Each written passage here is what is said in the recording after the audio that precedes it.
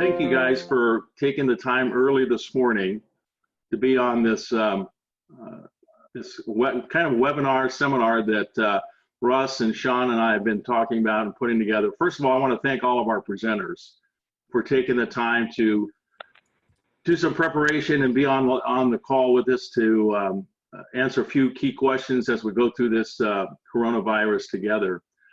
This is something that we've been talking about and doing, putting together to see how this might work from the Institute's perspective. And we're just excited that you would all be on this call today.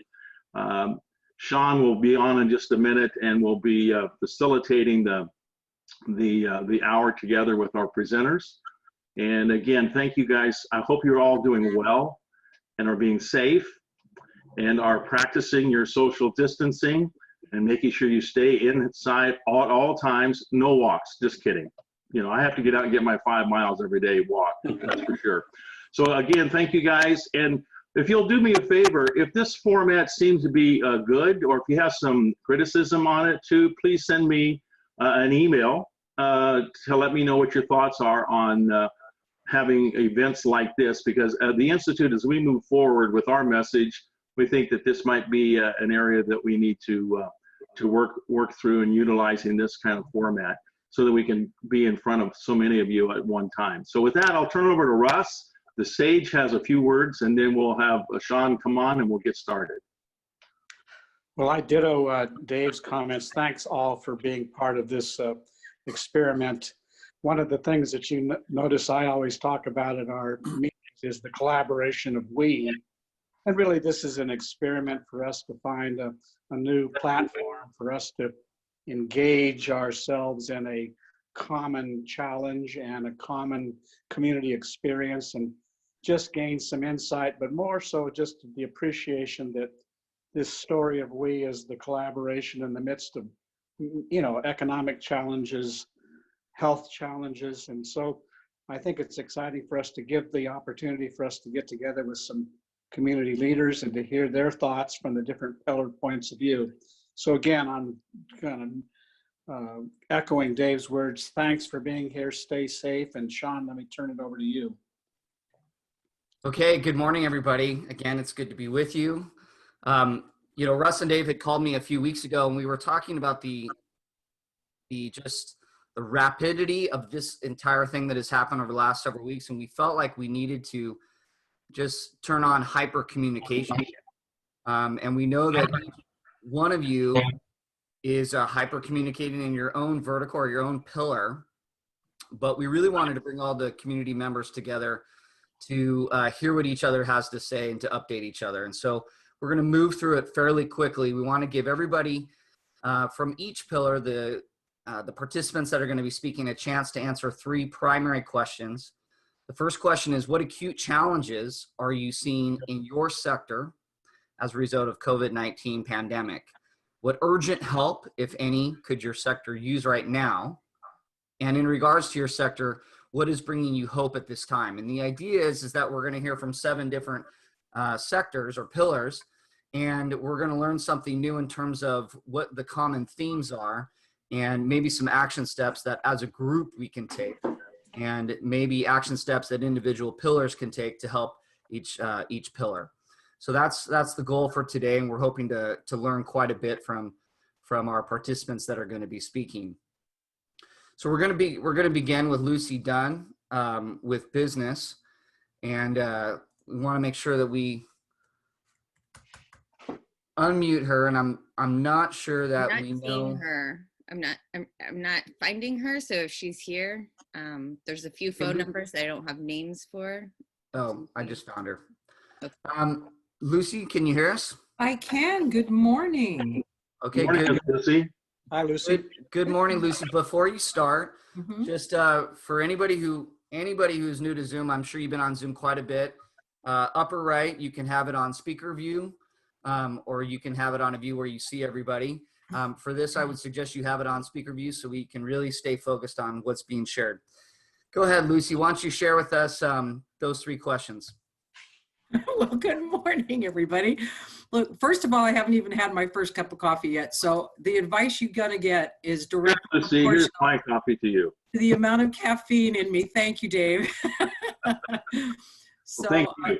Well, very, very, very lovely. Good morning. Okay, so the questions I have are: what acute challenges am I seeing in your sector? What urgent help, if anything, could our sector use? And in regards, what is bringing me hope, right? So, yes, and Lucy, yes. if you don't mind, just give us just a real brief 10-second introduction. You're representing the pillar of business, so maybe you just give us a quick introduction right before you start. Delighted. So I'm the president and CEO of the Orange County Business Council, and represent hundreds of more global companies. They tend to be the Fortune 500, international players, from Toshiba to Western Digital to, but then great companies, Irvine Company, 5 Point, from every industry sector, manufacturing to, real estate, to technology. And intentionally, our organization tends to represent at the county, the regional, the state, and federal levels. And then what we love doing is we partner with our small business community, which also has big business, but our chambers like Santa Ana Chamber. And so Dave and I have partnered on a number of fronts with the other chambers in the county, so we can elevate the full range of business, which makes Orange County great. I mean, it's how we were founded, literally representing business organizations to elevate Orange County. It's one of our competitive advantages here. And so, so the tough stuff for the business community right now, I think, is it's even hard for them to focus on reopening where they're literally bleeding. We have some of the highest throughout the state. Just in the first 10 days of the economy tanking, we had over 1 million people file for unemployment in claims, and about a third of the entire nation just in that first 10 days or so. Businesses is trying to figure out how to keep employees employed or furloughed, just keep the doors open. And they're watching carefully what the feds are going to do with, it's not even called stimulus at this point, it's called, disaster relief payments to help business at least stay engaged until the economy can kickstart. I would share with you, I met with, in a meeting with 23 CEOs from regional economic development organizations across the state of California just recently.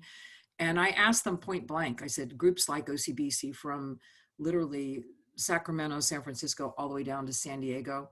And I said, look, we're hearing a lot of rumblings about opening up the economy sooner, and we need to get people back to work.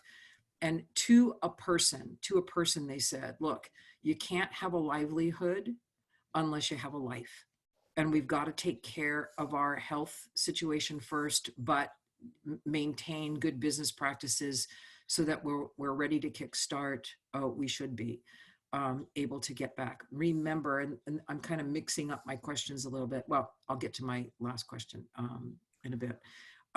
So I guess those are the things that business is struggling with. Groups like ours, like the Chamber and others, what we're trying to do not only is keep our little small businesses running, right, and figure out what are the tools out there to do so, but also try to prepare by getting the good ideas from industry sectors when we can as to what it's going to take from them when we go take our list of things to the Orange County Health Officer and say, okay, we're ready to open up. Please don't make the rules too tough. Here are some ideas. For example, a restaurant opening, and they start to serve guests again. Do tables need to be 6 feet apart? I mean, those kind of things.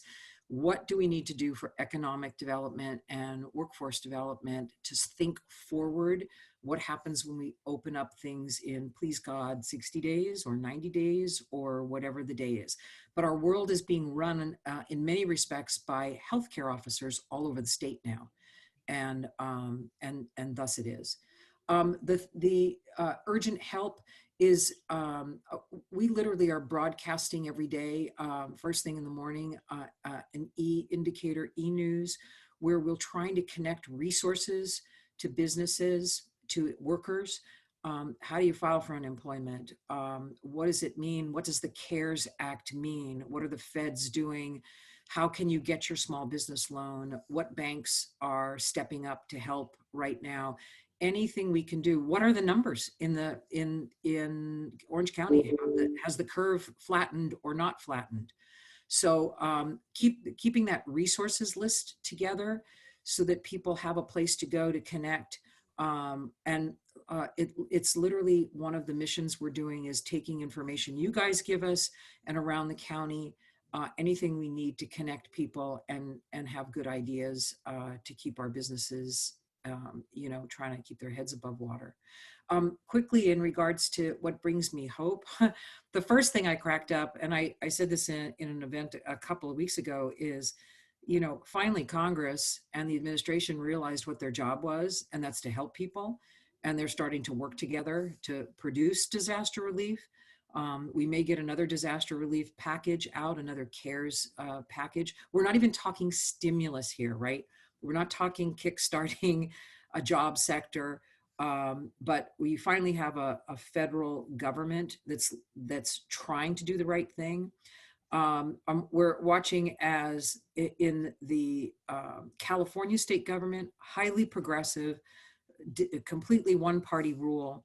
And what I struggle with is it's a legislature and a governor that really don't understand how business works. They really don't understand that 95% of the economy is the small business community. And so we're really working hard to get our voices heard up there so that the rules that would have gone into place, for example, in January, the minimum wage rule increase, is there any way you can defer that a bit? Just get our business community going. AB5, independent contractors versus employees. Can you just put a moratorium on that stuff for right now? Can you put a moratorium on regulations so we can at least stand on flat ground as we prepare for a kickstart economy and not stand on a waterbed as to what rule is changing today? You know what I mean? Yeah. So what the hope I have is that both at the federal side and the Sacramento side, I think they're starting to listen. We're not going to get everything we want, but they're starting to listen. And the last piece of hope for the business community is this isn't like the Great Recession. The jobs that were lost in the Great Recession were jobs that should have gone away. Financial service sector positions, housing crisis positions that were not right. And, but now the jobs that we're trying to recover are jobs that will come back. People will want to go to restaurants again. They will want to go to Disneyland again. And so it's just a question of sticking this damn thing out and hoping that, we've got the resources around us to keep people, to feed their families and get prepared for when these things come back. So Great. That's my 5 minutes, right? Yes, you did an excellent job. I'm gonna maybe with every participant ask one clarifying question or sure. A question on top of what you shared. For each of us, we're at home, and what do you think we can be doing from home to help our small businesses in the community? Should we be petitioning in any way? Should we be making phone calls? Should we be buying certificate cards to help our local businesses? Oh, sure. Yeah, on the small business, absolutely. Please buy local. A lot of restaurants are doing delivery and takeout. Please help them. I've got one in Huntington Beach, one woman that was a caterer for a party I did. And she decided she's got a bunch of single moms working for her. She now delivers all over Orange County meals every day. And she's got a little thriving business just in meal delivery where, she's keeping people employed. So do support your local businesses that are open. I do think that from a standpoint of what does your small business community need to kickstart, keep a list of that stuff, get it to us so we can put that wish list together and start talking to our county health officers, Sacramento. What are they going to need? Any kind of connections. Our job is to connect people. Our job is to just help people right now. And so from our homes, we can do that. And then on a personal level, if you can get out there and donate blood, please donate blood. It's really needed. And I would say from a mental health standpoint, you know, Zoom is great, but there's nothing like picking up a phone and calling somebody that's stuck, that's not used to working this way. So make sure that you reach out and stay. I hate social, what do they call it? Social distancing. We need physical distancing. We need social connections. And so let's make that, our mission. Great. Thank you, Lucy. Thank you for your Thanks. time this morning. Appreciate it. My pleasure. I'll stay on as long as I can. Okay. I'd love to hear the others. Please. Okay, we're going to switch over to Ann Abe. And Hi, good morning. good morning. Ann Abe's going to be representing the pillar of healthcare.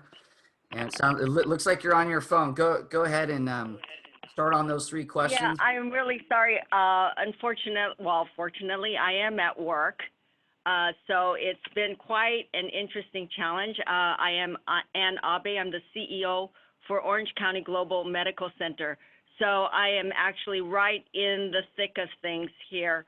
However, I'd like to let everyone know that we have in the several weeks really activated our level 1, which is the highest triage, to prepare for the surge that we anticipate.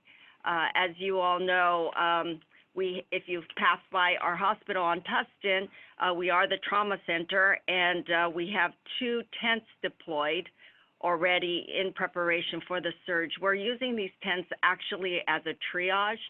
So all patients are questioned prior to entering our hospital to see if they have any of the symptoms of COVID, so we don't infect our other patients as well as our staff. If they do have the symptoms, we use our tents in which to triage them. So after that, we'll take them into the hospital if needed with the appropriate personal protective equipment for our staff. So beyond that, as you probably heard, ventilators as well as personal protective equipment has been a problem internationally, a shortage. However, the county has been able to supply us with about 20 additional ventilators for us.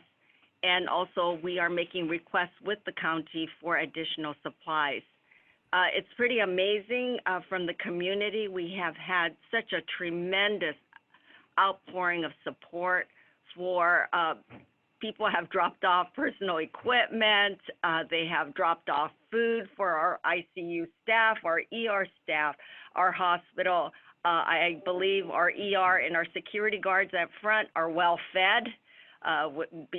Starting from donuts all the way to lunch to burritos. It's just amazing, and they drop it off anonymously. Some companies have donated quite a bit to us, which I am just extremely grateful for that. Also, in terms of the community, follow the guidelines of our local county health department, stay at home, and I know it's really difficult to self-isolate, but that just gives us the opportunity to treat those that really need to get treated. We are trying to establish a drive-through testing center, but again, we're basing this on a shortage of our test kits right now. But as soon as we get an abundance, we'll be able to advertise to our community that they'd be able to come to us for testing with a doctor's order. So to that, we do have a website, and it's kpchealth.com/coronavirus, that you can find out more information about the virus, our visitor policies, and steps you can take to reduce your chances of catching the virus.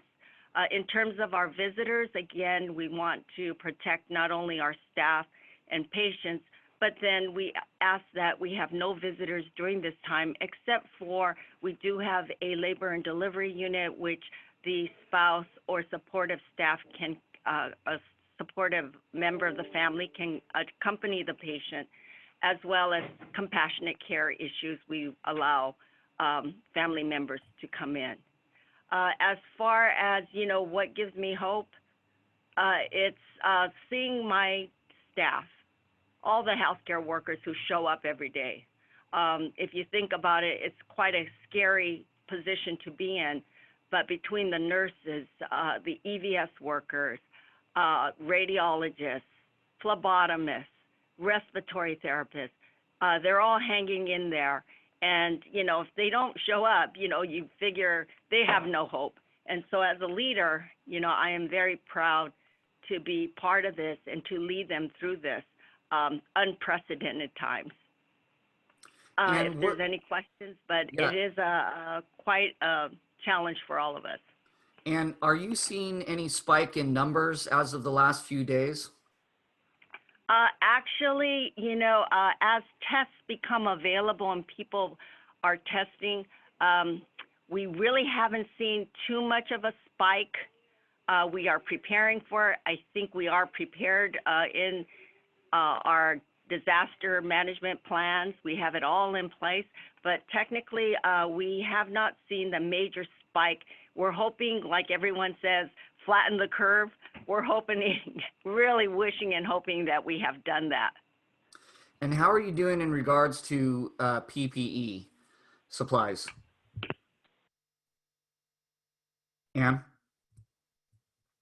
Oh, sounds like we lost Ann. Okay, well, we'll move from Ann. Ann, you still there? No. We ended up losing her. So we're going to move from Ann over to Kristine Ridge. Kristine, are you able to hear us?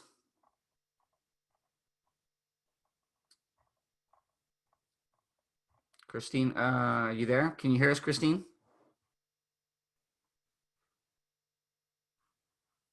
We're still waiting to hear Kristine as well.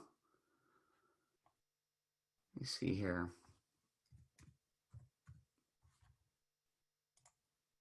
Hey, Dave, I just want to make sure you're able to hear me. I hear you fine. Okay. If we don't have Kristine on right now, we might jump ahead and come back to her. Yeah, we'll go ahead and do that. We're going to jump over to, we unmuted Kristine, but if we don't have her, that's okay. We're going to now move over to Dr. Mijares. Good morning. Can you hear me? Yeah, we can hear you. Okay. Gotcha. I got you. Hey, Al, thank you for being on. It's a pleasure. Thank you, Dave, Russ, and Shawn. So I'm grateful that you have hosted this. Thank you. Yeah, happy to have you. Go ahead and dive in.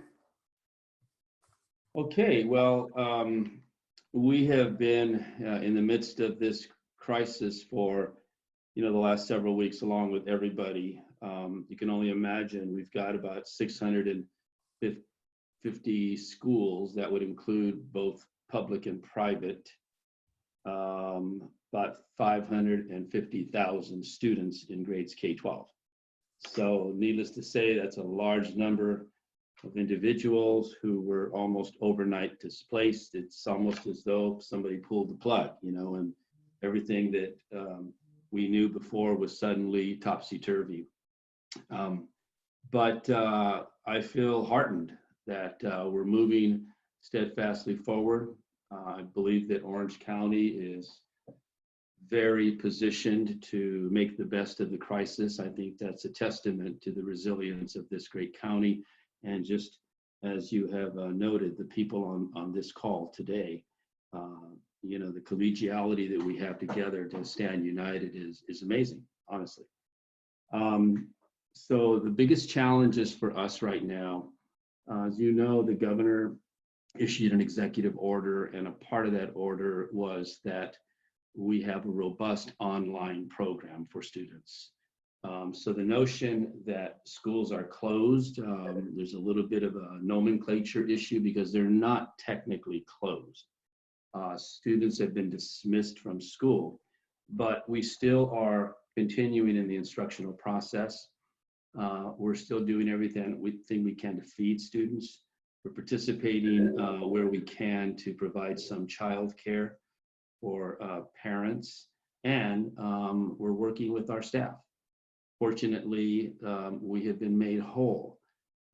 By that, I mean that we won't suffer any economic peril, at least not right now. I'm sure that we're all bracing for the next budget.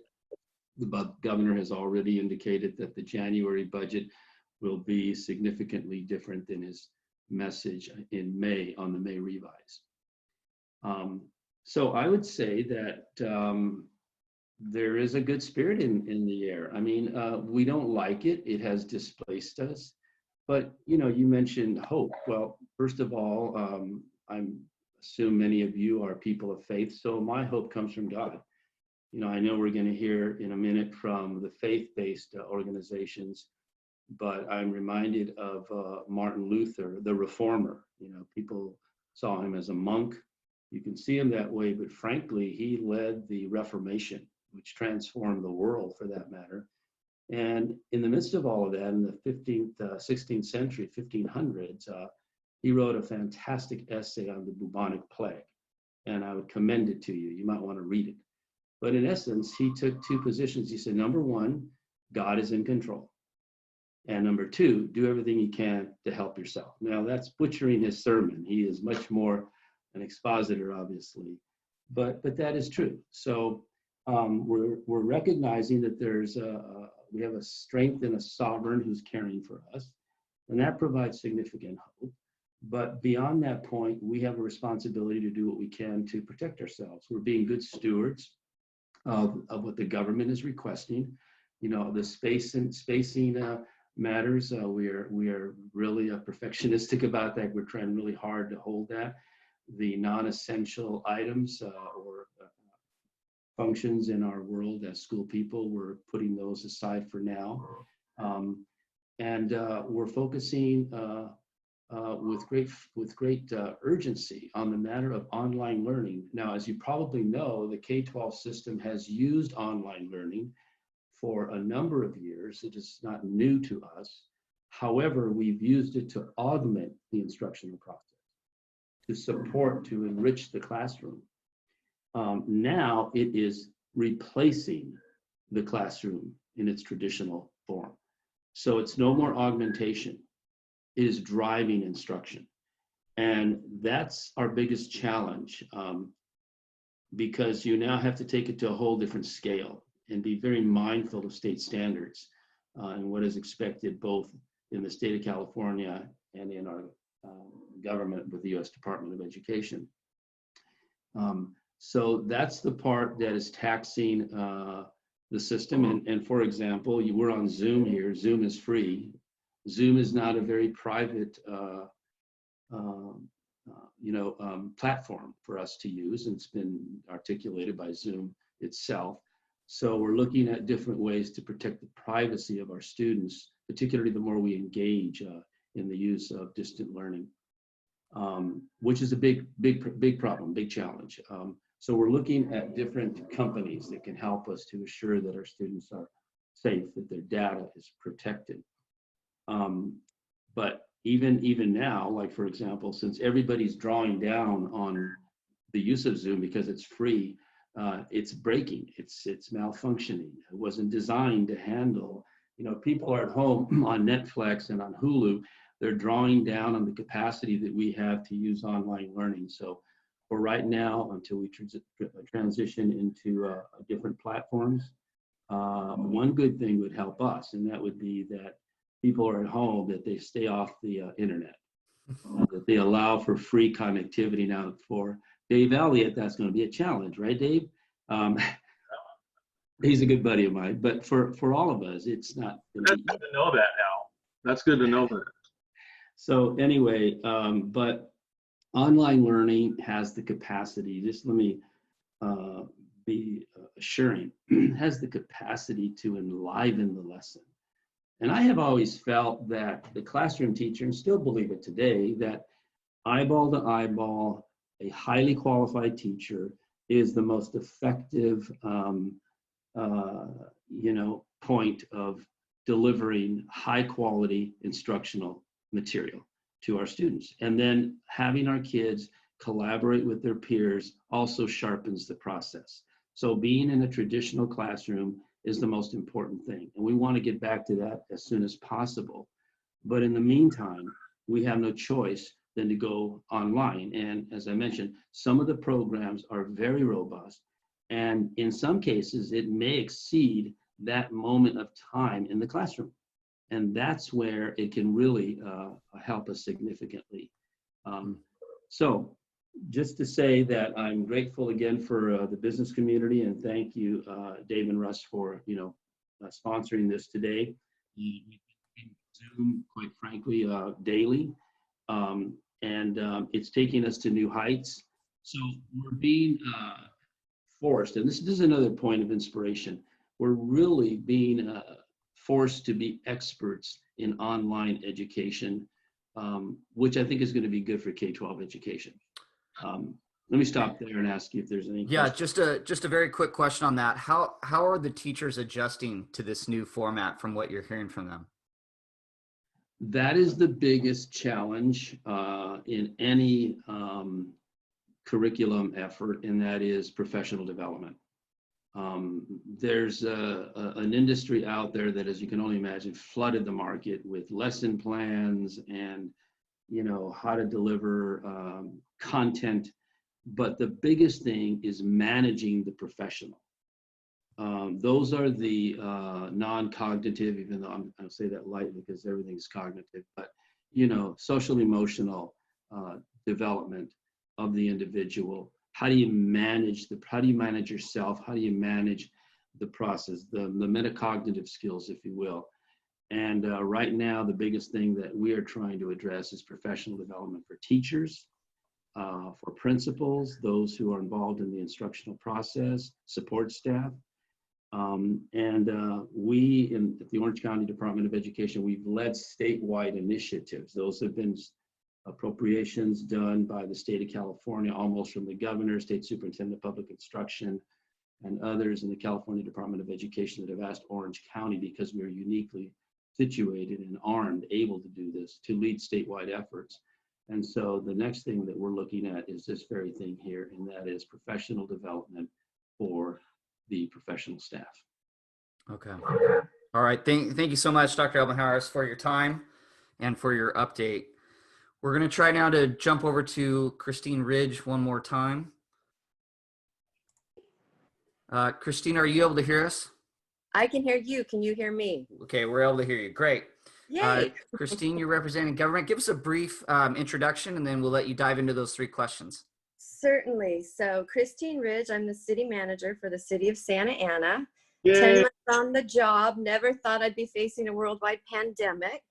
But your first question was very easy. Challenges. There are so many challenges. So you guys probably already know that we have 882 cases of COVID-19 in the county. We've had 14 deaths to date. As of just yesterday, there were 51 new cases reported. And of all those cases, 130 are hospitalized, with 72, so a little more than half, are in the ICU unit. So, and that information is available on the county's website if you're interested in it. It also gives you a breakdown by city, so the positive cases in each city. But it has been a real challenge. Government is, we have police, we have fire, we have emergency operations centers. You give us a terrorist attack, an earthquake, we know exactly what to do. Save lives, go in, assess damage, and repair infrastructure. This is something completely different. It's a hidden danger.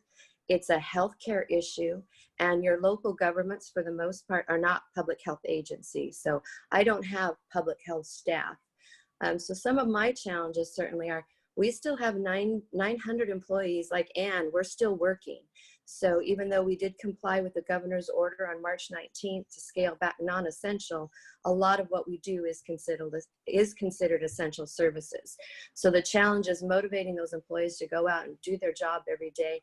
And we're in the office and we're in the field and we are encountering individuals, and it's a very difficult time, and we're trying to protect the safety and health of not only our employees, but then also the community, which I was a little bit overwhelmed that the community and the residents, they look to the local government for a lot of answers.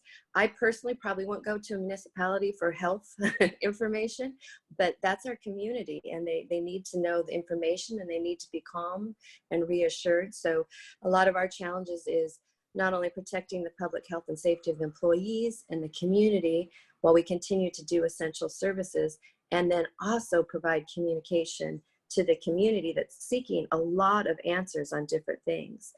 One of the huge challenges is just community compliance.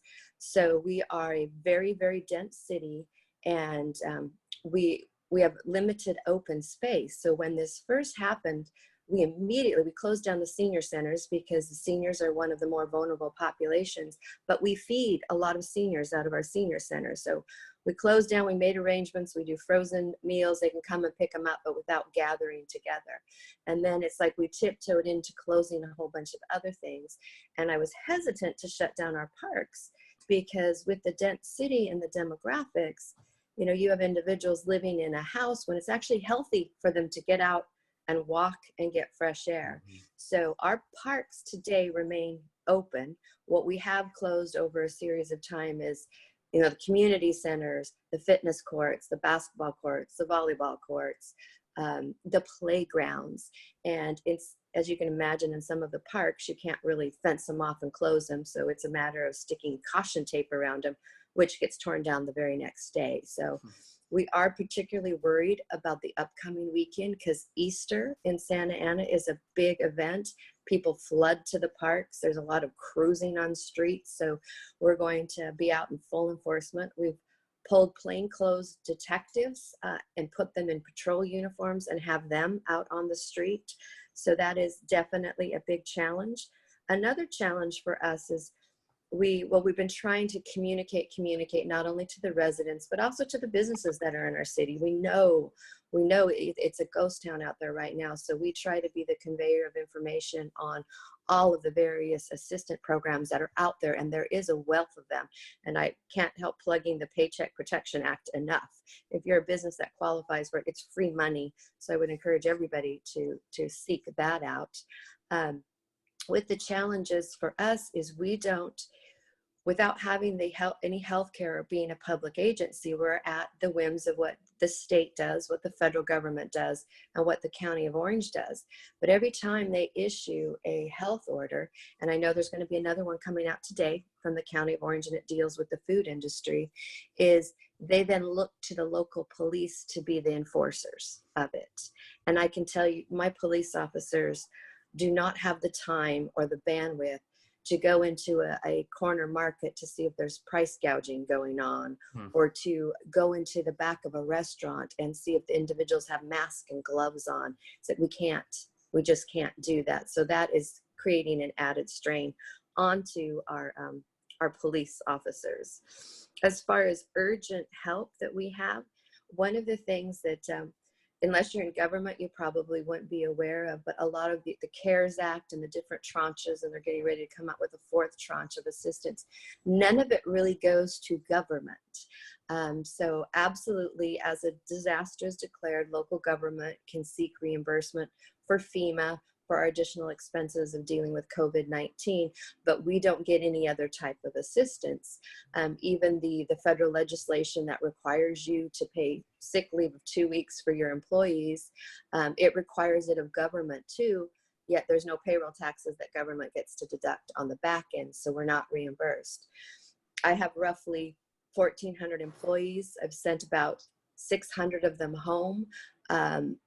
Paid leave for 2 weeks. I've now stopped that, and for the part-timers, encouraging them to seek unemployment benefits, but we're self-insured for unemployment, so their unemployment benefits I actually pay 100% of. So there isn't financial assistance that comes to local government, yet at the same time our constituents are requesting quite a bit from us as far as financial relief. So we're paying a lot of close attention, and I know the businesses and the residents want it. They want a reprieve on their property taxes. You know, if that were to happen in Orange County, it would devastate the cash flow of local governments. Sales tax, there's now talk about allowing businesses to retain their sales tax and not remit it and almost use it as a bridge loan, which would be a great thing for a business to do. In turn, it would significantly damage the cash flow of the local government. So Um, there's lots of struggles. yes. Where do you see hope in all this? My hope, I see it through the good deeds that I see everybody around me, performing. And there's been some fabulous businesses that have stepped up, switched over their operations. I can't thank the Blinking Owl Distillery enough. They took their distillery and converted it to make hand sanitizer. And we were the first one in line with our police officers to pick up supplies. So those good deeds. And then also knowing that we are going to get over this. It will pass. Great. Kristine, Kristine Ridge for joining us and for that update. We're now going to move over to Tim Stroud. Tim, are you able to hear us?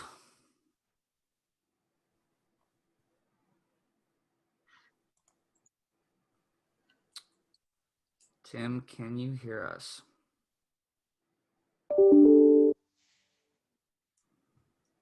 why don't we come back to Tim? Yeah, we'll come back to Tim. All right, Janet Gonzales, representing Faith. Wonderful. Well, good morning, everyone. It's a pleasure to be joining you this morning, and thank you again, Dave and Russ, for putting this together. So I represent Pillar, and I'm the COO of Templo Calvario Community Development Corporation. We're a faith-based in Santa Ana. I think Dr. Mijares mentioned earlier, his hope comes from the Lord, and I think that one of the blessings that we have as the faith pillar is that people are looking to us during this time, and people are holding on to their faith. I want to just share one scripture that I feel encapsulates as really who the faith pillar is in all of this, and that's in Matthew 5:14, and it says, "You're the light of the world. A city on a hill cannot be hidden." And I think that as the faith pillar in our city, a lot of people are looking to us to be that light right now that we're supposed to be. And we're seeing a lot of challenges as we're trying to meet the needs of communities, of congregants. And when I talk about the faith pillar, I'm talking about churches, about faith groups. Some of the challenges that we've seen as a result of the pandemic has to do with the disconnect right now that churches are having with their members. For a lot of people, church or their faith community is a community that they see week to week. And right now, because of everything that is going on and social distancing, they're not congregating. And so there's definitely a disconnect. We're seeing a lack of communication between many churches who are working in silos, sort of doing their own thing to help in whichever way they can. But there is that disconnect where maybe the impact would be greater if churches did collaborate and communicate amongst each other and faith groups. And then the other thing, I think there's a lack of awareness by churches and faith groups about resources that are available. So they're not able to spread the word to their congregants or their local communities about some about the resources that are available. Now, that's not everyone, but this is something that we're seeing as we're talking to churches and others who are coming to us and saying, as a CDC, what resources are out there? We don't know, and people are calling us, congregants are calling us, and we don't know, what to tell them. So those are some of the challenges that we are facing right now as a sector. The next question is, what urgent help, if any, could your sector use right now? One of the things that we are seeing is that churches and faith groups are on the front lines right now. They're volunteering, they're doing what they can to feed people. And what we're seeing is that there's organizations and there's groups that are already established in have boots on the ground who are working directly with families and people that are right now in great need. And so one of the things that I would say would be helpful is if you or you can help spread the word about places that are already working. And rather than going out and starting a bunch of new other, places to feed people, or start really working with those that are already established and that people know about, working with those organizations and working to support them so that they can in return continue to work with people. Another thing is technology. Everything we're doing right now for the most part is being done remotely. And so many small churches and faith groups don't have an online presence. And they're trying to figure out how to stay connected with their members, which sort of is connected to number one, the disconnect between members and churches. So, that's been a huge challenge, I think, for our sector. A lot of them don't have the equipment or just don't have the knowledge on how to effectively continue to stay connected, whether it be spreading hope through their services, or whether it be spreading about resources and what may be going on in places where people can find help. So that's been a huge challenge, I think, for our pillar as well. One of the things that I think brings me hope is seeing how people are stepping up and serving where they can, and they're learning and they're growing. It's pushing our sector. I think there's a lot of faith groups and people who understand that church is done outside the four walls, not just on Sunday mornings inside, but that understand that, loving our neighbor and being a light on a city on a hill is about helping someone find a job, helping feed somebody, really being in their everyday lives and providing help, doing good that way. And so I think that churches that maybe have not, or faith groups that maybe have not made that a priority in the past are starting to do so now. And I have is that after this pandemic is over, that people will churches and faith groups who haven't done this before and are doing it now will fall in love with continuing to do this and continue to stay involved in their communities and continue to engage with their communities. So I hope people fall in love with doing good and that they don't stop. So that's me. Thank you, Janet. And what are you hearing from churches as to how they're going to do services this weekend? Is it all going to be online? Is that what the word is? Or is there other things you've heard in the community? Yeah, everything. I mean, churches are complying, and those that aren't, as you've seen on the news, are getting a lot of trouble. So, churches are going online, and that's how they're live streaming services. And I think that one of the things that is keeping hope alive right now for a lot of people is their faith, in these challenging times and times where there's so many unknowns. And, we've never been in this situation where our government is struggling. I mean, every way you look, there are challenges, and they're very real and very scary. And so I think that this is a time where the faith pillar is crucial to help people maintain their hope and their faith, to know that we are going to make it, and that, we're going to get to the other side.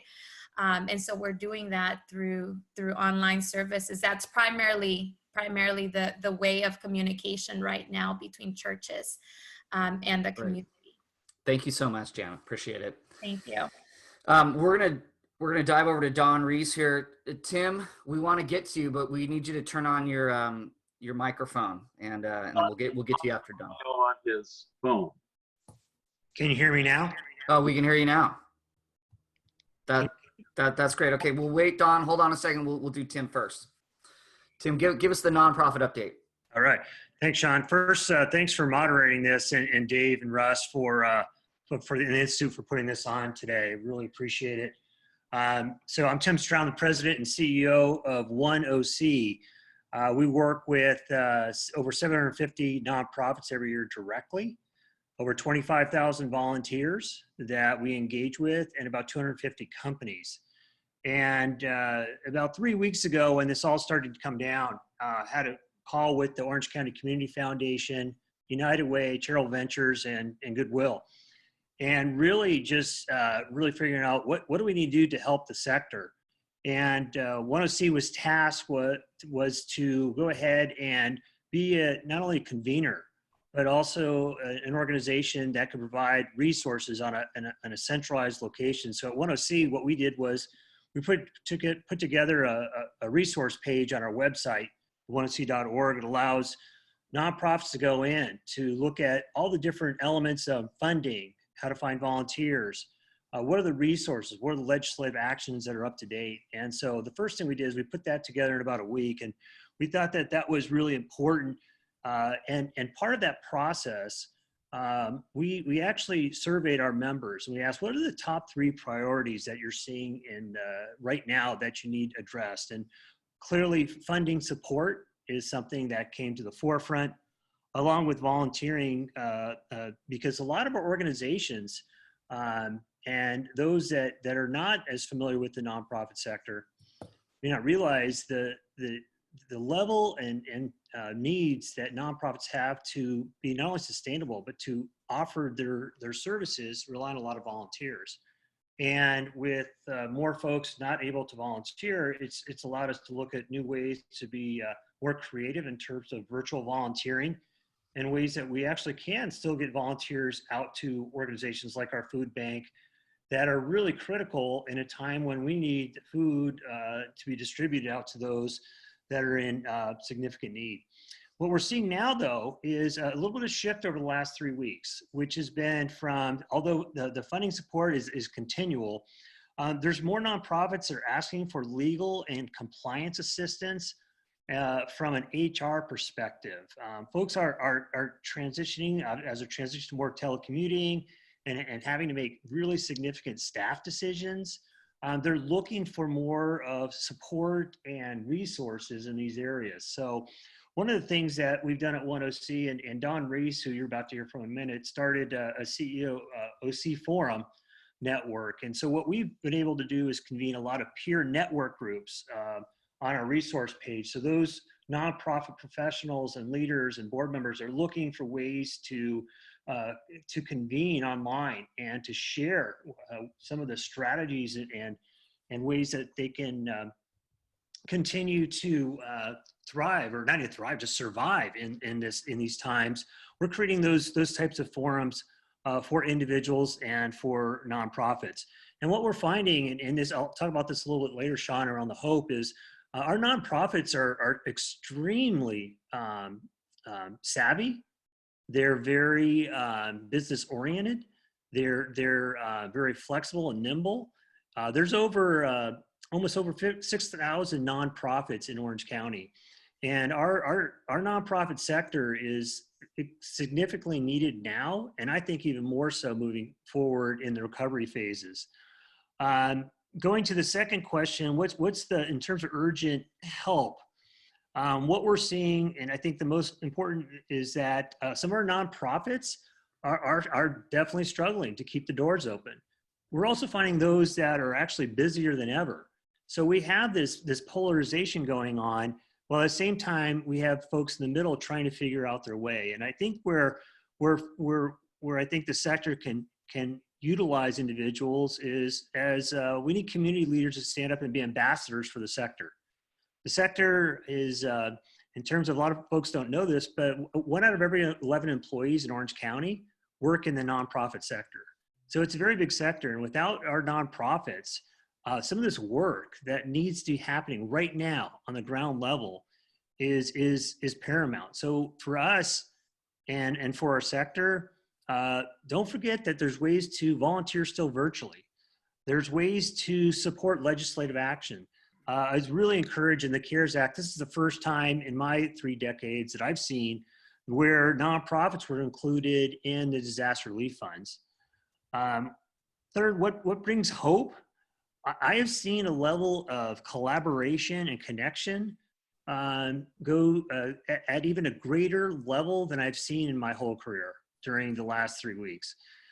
We talk a lot about collaboration in the nonprofit sector, and sometimes I feel we're good at it, but it's been just stellar in terms of people coming together, really being innovative, thinking of ways of how to work more collaboratively together. And I think that we're going to see that continuing forward. And that brings me a great deal of hope for the sector and for our community, because we have some just really unbelievable talent in the nonprofit world.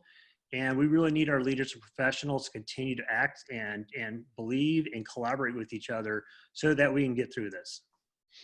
Tim, thank you. Thank you so much. I would say collaboration, from my experience, has been happening a huge amount in the nonprofit space. And I think that's hopefully happening in all the other pillars as well. We know that a lot of nonprofits had events that were scheduled this spring, and not being able to gather together has cut into their revenue. Are you hearing of are people doing events online? Are they trying to find other ways to bring in dollars? What sort of things are you hearing? Yeah, so the number one thing is there's more organizations that are looking at the virtual type of fundraising events. I'm hearing mostly that organizations are postponing. And what I found fascinating in the first week of when this all was coming down, the misuse of the word cancellation versus postponement. Yeah. So unfortunately, a lot of organizations are saying they're canceling their events. And I think that really what they were saying is we're postponing. The concern that I have is we're going to have just a flood of different type of special events and fundraising events that are postponed they're all going to come in place in the fall. And that's something we all probably need to be cognizant of, because we're going to have so many different activities and fundraising opportunities that there may be an oversaturation of it. Now, here's the good news, is that we're finding that a lot of sponsors and donors at this point are still committed to what they said they were originally going to commit to for these events. And we hope that continues, because that's going to be really important for our sector to overall to be sustainable over the next 6 to 12 months. And one other quick question. Tell us about the spirit of volunteerism. Are you going to do a virtual program with that? Yeah, so we're going to move into a virtual event. It's still be held on April the 30th. But we're also looking at ways to expand volunteer recognition throughout the summer and into the fall. So although we're doing a virtual event, we believe it's going to be important for that during this time that we really need to celebrate the sector. We need to celebrate nonprofits. We need to celebrate the community. So our goal is to actually look at this as not just a one-time event, but how do we expand this over the course of the next 3 to 6 months. So we're actually looking at doing multiple type of activities and events over the next 6 months, because I think it's going to be really important as we come out of this, that there's time for a real recognition and celebration of our community. Okay. Tim, thank you so much for your report. We're now going to switch over to Don Reese, who's going to speak to us about the arts. Thanks, Shawn. I'm glad I'm actually following after Tim also, because I think my comments are going to intersect his. So my name's Don Reese. I'm the Chief Executive Officer of the Wooden Floor. And the Wooden Floor is a creative youth development organization that provides dance education with academics, college career readiness, and social services. And at the end of the day, our goal is to break the cycle of poverty through generational change. And so I'm going to be talking a little bit about the differences of all the different arts mediums and organizations and how it really impacts the fabric of what we have today in Orange County. Thank you, Dave, Russ, and Shawn for the opportunity to be with you. One of the things is, it feels like many moons ago, I spoke with Dave at the GROW conference with Jason Holland, who's also on the line, and we were talking about, the economic engine of the arts in California. And so I'm going to position it both in that frame of economics as well as, community health. So also, people probably don't know that I was the managing director of Opera Pacific which unfortunately went bankrupt and closed after the Great Recession. So I'm bringing both lenses of the major arts organization viewpoint, as well as an organization like ours that are creating societal change. So one of the things that when you look at the arts, it's a very wide spectrum. You think of that individual artist that's painting a painting you may purchase for your home, like the one I have here, or you think of a major arts organization like a symphony, the Segerstrom Center for the Arts, major institutions, but right in the middle, there's a huge spectrum of technology arts organizations, fashion, creative products, digital communications. And in California itself, it represents about $500 billion of industry within our sector.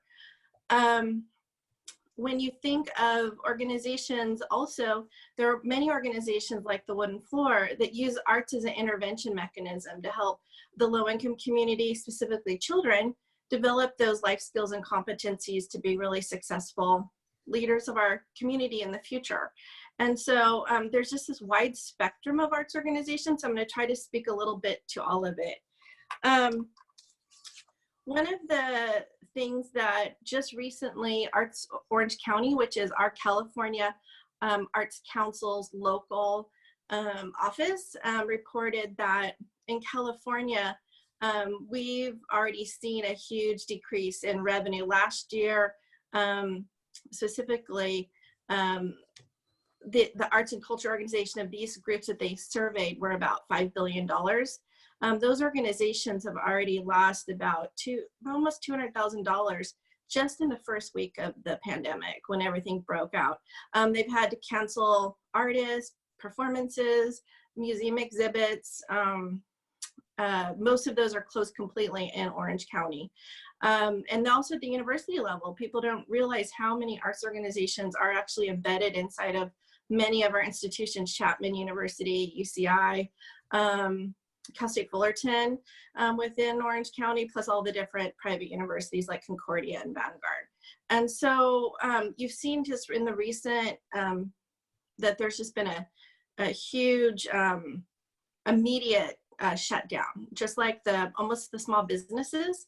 They're really making, it's had a significant impact. In Orange County, and just in the nation, the nonprofit sector does employ, as Tim said, about 12 million nonprofit leaders and community and staff members. And in Orange County, we're seeing the same thing where employment of nonprofits and also arts organizations, they've had to be on either furlough or layoffs during this time. I'm very happy to say the Wooden Floor, we've actually kept everyone on payroll. Our goal is to break the cycle of poverty. We don't want to hopefully have to help our staff members incur that themselves when our goal is also a long-term arts immersion. So our staff are very important to our children, and not knowing, as Mijares said, when the children would return, we just kept that, we kept them on staff for 6 weeks through April 30th. And then we're going to close up our spring season session early. The other thing that really affects the larger, I call them major arts institutions, is that this is actually between January and March is traditionally a subscription period. And then they go into single ticket sales either in April or May. And so most arts institutions, their fiscal year ends June 30th. So they're really getting a double whammy. They had to end their season early, their current season. And then for next year's season, it's now impacting their revenue for next year, which starts July 1st. And so they're really pinched on both sides because they don't have a lot of time to make up the difference. And also their supporters also have been pinched as well because of the market, business closures, corporations downsizing. So they're really in a difficult situation. At the Wooden Floor, the way we budget and the way we have, we've always planned for contingencies because we make a 10-year commitment to the children that we actually are budgeted a little bit differently, not saying that we don't have the same financial challenges everyone else does, but we're hoping to actually be able to weather this in a positive way with not having too much change in our business model. On where's the help that you need from the community? Where are So you I was seeing? gonna say from the community side, you know, obviously someone's gonna say resources, right? But everyone has having challenges right now. But really, I think as a community to really galvanize around the message. I know Lucy Dunn last year really focused, Orange County Business Council was around the importance of the arts in our community. As you heard, it's an economic engine, but it's also more around social emotional wellness. I think coming out of this challenge, arts organizations are going to be playing even a more important role. We're super excited at the Wooden Floor that now technology is in the home.